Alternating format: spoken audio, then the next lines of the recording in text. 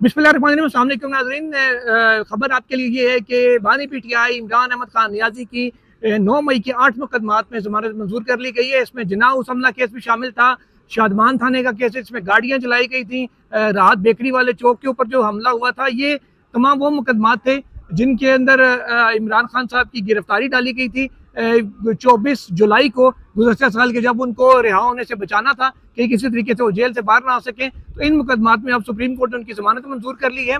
और साथ ही साथ आज इंटरेस्टिंग बात ये हुई जास चौधरी के हवाले से, पंजाब हुकूमत के जो प्रोसिक्यूटर हैं जुल्फ़िकार नकवी साहब, जो इनकी कल फूड पॉइजनिंग हुई थी, आज वो पेश हुए और उनकी जानिब से जब अदालत को ये कहा गया कि जास चौधरी को साजिश पे जमानत जरूर हुई थी लेकिन उनका केस डिफरेंट था, तो अदालत की जानिब से कहा गया जास चौधरी की तो मौके पे मौजूदगी भी आप कह रहे हैं कि साबित हुई, और फैसले के मुताबिक कि आपने कहा कि जी उनके खिलाफ वीडियो मौजूद था, एविडेंस मौजूद था, ऑडियो मौजूद थी, साथ ही साथ ट्वीट्स भी मौजूद थे, तो वो तो मौके पे भी मौजूद थे, उनके खिलाफ साजिश भी थी, फिर भी उनकी बेल हो गई। तो इमरान खान की जमानत हम कैसे ना दें, जिस पर उनकी जानिब से तस्लीम किया गया कि जास चौधरी नंबर 1 मौके पे मौजूद नहीं थे, सप्लीमेंट्री स्टेटमेंट में उनको डाला गया। दूसरा एंड में उन्होंने इमरान खान की बेल से बचाने के लिए यहाँ तक कह दिया कि जास चौधरी के खिलाफ तो जो एविडेंस है वही नाकिस था, ये वही एविडेंस है जिसके ऊपर ट्रायल कोर्ट ने उनको मजबूरी तौर पर 30 साल की सजा सुनाई है और सजा पे सजा उनको हो रही है एजाज चौधरी साहब को। लेकिन यहाँ पे प्रोसिक्यूटर ये कह रहे हैं कि जी उनके खिलाफ तो केस ही मजबूत नहीं था, इमरान खान के खिलाफ बड़ा मजबूत है। फिर पूछा कि इमरान खान के खिलाफ आपके पास एविडेंस क्या है, इस पर उनकी जानिब से बताया गया कि जी 3 जो अफसरान थे, पुलिस के लोग थे, जिनका बयानात कहा गया कि जी उनके बयानात मौजूद हैं। इस पर चीफ जस्टिस यही आफरीदी ने कहा कि इन बयानात के ऊपर हमसे ऑब्जर्वेशन ना लें, आप मेरिट्स के ऊपर जाएंगे तो फिर सलमान सफदर भी मेरिट के ऊपर बात करेंगे, और जब उन्होंने मेरिट के ऊपर बात की तो फिर आपका केस खराब होगा, मीन्स के गवर्नमेंट का केस, उन्होंने कहा कि आपका ट्रायल मुतासर होगा, आपका केस खराब होगा, और हम ऑब्जर्वेशन देना नहीं चाह रहे लेकिन आपको कॉशन कर रहे हैं, आपको मुतनब्बी कर रहे हैं कि इस तरफ जाएंगे तो आपको नुकसान हो सकता है। इसके ऊपर जुल्फ़िकार नकवी साहब ने बैक ट्रैक किया फौरी तौर पर, और वो मेन चीज़ से हटे। उन्होंने कहा कि इमरान खान मेन साजिश का किरदार थे, उनके हुक्म पर ही 9 मई हुआ, में जो अस्करी तनसीबात है उनके ऊपर हमले भी इमरान खान के कहने पे किए गए, ये अदालत को बताया गया उनकी जानिब से। लेकिन अदालत को उनसे ज़्यादा कन्विंस नजर नहीं आई।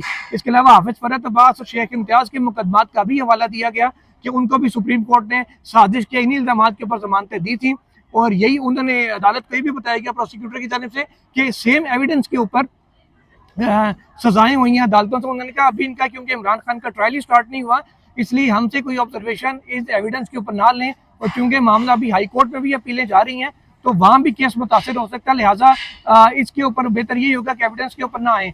सलमान सफदर 8 मुकदमात में उनको कह लें कि 8 मिनट भी बोलने के लिए 4 समातों के अंदर नहीं मिले। आज भी जब वो आए उन्होंने सिर्फ बेसिक सा फैक्ट बताया कि इमरान खान के जिन 8 मुकदमात में बेल अप्लाई की गई है, इनमें से सिर्फ 3 में इमरान खान नामजद है, 5 मुकदमात में तो वो सिरे से नामजद ही नहीं है। अदालत ने उनकी इतनी सी बात सुनी और उसके ऊपर कह दिया कि इमरान खान की हम 8 मुकदमात में जो जमानत है वो मंजूर करते हैं, उनकी दरख्वास्त जमानत को अलाउ कर दिया। अब मुचल के कितने होंगे ये सामने आएगा, क्योंकि अदालत को ये भी बताया गया कि माजी में अदालत 4 माह में ट्रायल को हुक्म देती रही, लेकिन यहाँ पर इस केस में तो सिरे से अभी तक तफ्तीश मुकम्मल नहीं हुई, चालान ही जमा नहीं हुआ। तो जब चालान जमा नहीं हुआ तो ट्रायल कैसे आगाज होगा? जैसे मैंने कल भी वीडियो में आपको बताया था, चालान जमा होता है, चालान की नकूल तकसीम होती है, उसके बाद फर्द जुर्म की कार्रवाई, फर्द जुर्म लगाने की तारीख दी जाती है, फर्द जुर्म लग जाती है और मुल्जिम कहता है कि I do not played guilty, यानी कि मैं अपने आप को मासूम कहता हूँ, अपना जुर्म तस्लीम नहीं करता, फिर ट्रायल का आगाज होता है। यहाँ पर तो अभी चालान ही जमा नहीं हुआ था, तो ट्रायल कैसा, ट्रायल का आगाज कब होना है, अभी तक तफ्तीश कब मुकम्मल होनी है ये भी नहीं बताया गया, ना पुलिस को खुद इस सवाल ऐसे इनफैक्ट पता था कि कब तक वो तफ्तीश मुकम्मल कर पाएंगे। अदालत को यह भी कहा गया कि इन्हीं केसेस में सुप्रीम कोर्ट की जानिब से कहा गया था कि रुजू करें अदालत से, मुतल्लिका अदालत से, कि इमरान खान का पॉलीग्राफिक टेस्ट करवा लिया जाए, फोटोग्रामेटिक टेस्ट करवाया जाए, और हमने रुजू किया लेकिन मुल्जिम ने इनकार कर दिया अपना पॉलीग्राफिक टेस्ट और फोटोग्रामेटिक टेस्ट करवाने से।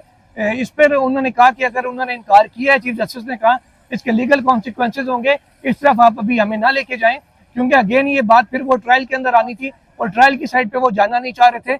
अदालत इसलिए शायद नहीं जाना चाह रही थी ट्रायल साइड पे कि अगर ट्रायल में कुछ अदालत की ऐसी ऑब्जर्वेशन आ गई जिससे 9 मई का मुकदमा मुतासर हो गया और पंजाब हुकूमत का प्रोसिक्यूशन का केस खराब हुआ, तो फिर इमरान खान को सजा कैसे होगी इस एविडेंस के ऊपर।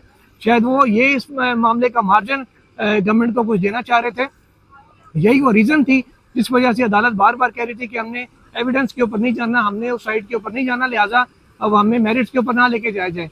इंटरेस्टिंग किस्म की आज समाअत हुई है। जो तीनों बहनें इमरान खान की थी वो अदालत में बिल्कुल फ्रंट रो पे मौजूद थी। पीटीआई के आज टोटल मैं आपको बताऊं कि गुज़श्ता 3 समातों की निस्बत आज चौथी समात में माहौल अक्सर मुख्तलिफ था। पीटीआई के लीडर्स की बड़ी तादाद आज सुप्रीम कोर्ट में थी। गोया कि जैसे सबको यकीन था इस बात का कि जमानत हो जानी है। हमें तो ज़ाहिर है कुछ ना कुछ आता था ही। खुल के हम लोग ब्लॉग्स में नहीं सारी बात बताते कि ज़ाहिर है कोर्ट रिपोर्टर्स के लिए ज़रा मुश्किल होता है कि मतलब हल्की फुल्की प्रेडिक्शन दे देते हैं, इशारतन बात कर देते हैं। पता था कि आज बेल होनी है और वो बेल भी आज हो गई। जिस अंदाज में हुई है वो भी मतलब सबके सामने है। वसीम मलिक साहब इस वक्त यहाँ थे लेकिन सर वो बीपर के ऊपर मौजूद है। मैं कहता हूँ उनको भी बुला के साथ तजिया कर लेते हैं। लेकिन जो ही फैसला सुनाया गया, इमरान खान साहब की तीनों बहनें जो रोस्तम के बिल्कुल बैक करती फ्रंट रो में बैठी हुई थी, अलीमा खान साहिबा, उज़मा खानम साहिबा और नौरीन नियाज़ी साहिबा, तीनों ने ऊपर देख के अल्लाह ताला का शुक्र अदा किया। अभी इस वक्त वो बाहर आ रही हैं। कुछ देर में जब वो मीडिया से बात भी करेंगे और अपना ऑफिशियल जो वर्जन है वो रखेंगी मीडिया के सामने कि फैसले के वो किस नज़र से देख रही हैं, उनका फैसले के ऊपर क्या तर्जीह है। अलबत्ता कहा यह जा रहा है ओवरऑल जो यहाँ पे जो एक लंगर कप जिसे कहते हैं, यहाँ जो गुफ्तगू सुप्रीम कोर्ट की राहदारियों में है वो ये है कि इमरान खान, पहला सवाल कि क्या इमरान खान इस जमानत के बाद रिहा हो जाएंगे, इसका जवाब है नहीं, क्योंकि अलकादे ट्रस्ट की उनकी गिरफ्तारी अभी तक डली हुई है। जब तक वो सजा मुअत्तल नहीं होती वो तब तक बाहर नहीं आ सकते और किसी और 9 मई के दीगर मुकदमात में उनकी गिरफ्तारी डाली भी जा सकती है, जैसे इन 8 मुकदमात में डाली गई थी और वो जमानतों के लिए रुजू करते रहे, कभी हाई कोर्ट से कभी ट्रायल कोर्ट से। अभी फिलहाल खान साहब बाहर तो नहीं आ रहे, लेकिन हुकूमत के ऊपर ये एक अच्छा खासा प्रेशर जरूर इस बात का जाएगा, क्योंकि आज जो एक माहौल बनेगा पूरे मीडिया पे, पूरे सोशल मीडिया पे एक नैरेटिव इस तरीके से लेके चला जाएगा, वो हुकूमत के लिए यकीनन परेशान कन होगा और प्रेशर उससे हुकूमत के ऊपर आएगा और हल्का फुल्का नहीं शदीद किस्म का प्रेशर आएगा। क्योंकि इमरान खान की जमानत होना 9 मई के केसेस में वो एक गैर मामूली इसको इवेंट के तौर पे लिया जा रहा है। 9 मई में भी खासकर जब हल्के फुल्के केस होना रूटीन के तो डिफरेंट चीज़ है। यहाँ पे तो मुकदमा ही अब कह लें कि जिना हाउस और दीगर मुकदमात का हमलों का था, सबसे बढ़ के जिना हाउस का केस था जिसके अंदर इमरान खान की जमानत होना यकीनन हुकूमत के लिए कह लें कि खतरे से खाली नहीं है। और सलमान अकरम राजा साहब भी यहाँ पर इस वक्त आ रहे हैं और बाकी सारे लीडरान भी हैं जो बाहर निकल रहे हैं। अब तक कोशिश करेंगे कि जिस हद तक हो सके आपकी बात करवाएं, उनका रिएक्शन जो है वो भी लिया जा सके। जब नाजरीन जो क़यादत है पीटीआई के लीडर्स हैं वो बाहर आना शुरू हो गए हैं। तैयबा राजा साहिबा जो एक्टिव वर्कर हैं और वाइस प्रेसिडेंट है नॉर्थ पंजाब की। तैयबा राजा साहिबा, आप भी 9 मई के एक केस में मुलजिमा है। आज बकौल हुकूमत के जिन्होंने सारी साजिश करके आपको हमले का हुक्म दिया था, आपने जाकर अपना दुपट्टा उठा के मारा कि जनाब ये लो पेट्रोल बम, और मेरे दुपट्टे से जो धमाके हुए वो भी सबके सामने है। आप क्या कहती हैं कि हमारा जो खान साहब की हुई है इस पर? देखें, ये बहुत पहले ये फैसला हो जाना चाहिए था, क्योंकि जब प्रोसिक्यूशन के पास दलाइल ना हो, प्रोसिक्यूशन के पास कोई गवाह ना हो, इस तरह के कोई कहते हैं ना ठोस सबूत ना हो, जिसका इन्होंने बहुत ढिंडोरा पीटा और कुछ भी नहीं निकला। अब हमारे केसेस देख लो कि जिनमें इतनी लंबी तारीखों के बाद 10-10 माह बाद बेल्स हुई, हाई कोर्ट से जाके एटीसी से रिजेक्ट कर दी गई, किस बुनियाद पे की गई किसी को कुछ नहीं पता।